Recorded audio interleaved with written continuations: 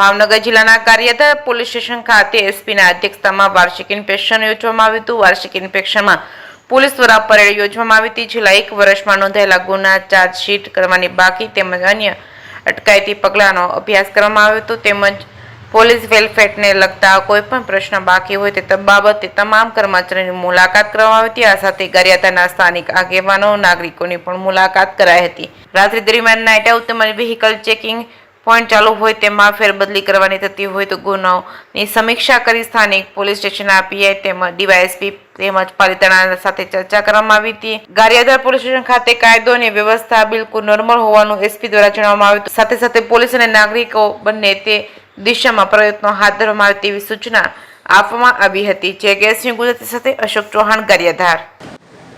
ભાવનગર જિલ્લાના ગારિયાધાર પોલીસ સ્ટેશનનું વાર્ષિક ઇન્સ્પેક્શન રાખવામાં આવેલું હતું। ઇન્સ્પેક્શન દરમિયાન છેલ્લા 1 વર્ષમાં નોંધાયેલા ગુના, કરવાની બાકી ચાર્જશીટ અને અન્ય અટકાયતી પગલાંનો અભ્યાસ કરવામાં આવ્યો। સાથે સાથે પોલીસ વેલફેરને લગતા કોઈ પ્રશ્નો જો બાકી હોય તો એ બાબતે તમામ પોલીસ કર્મચારીઓને મળવામાં આવ્યું।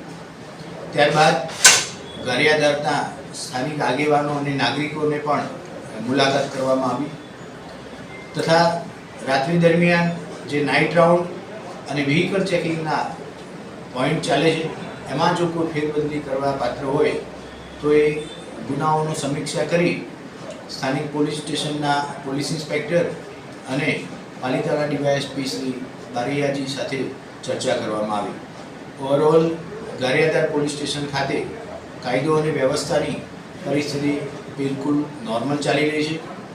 વધુમાં વધુ પોલીસ નાગરિક ફ્રેન્ડલી બને એ દિશામાં આગામી દિવસોમાં પ્રયત્નો હાથ ધરવામાં આવે એ પ્રકારની સૂચના આપવામાં આવેલી છે।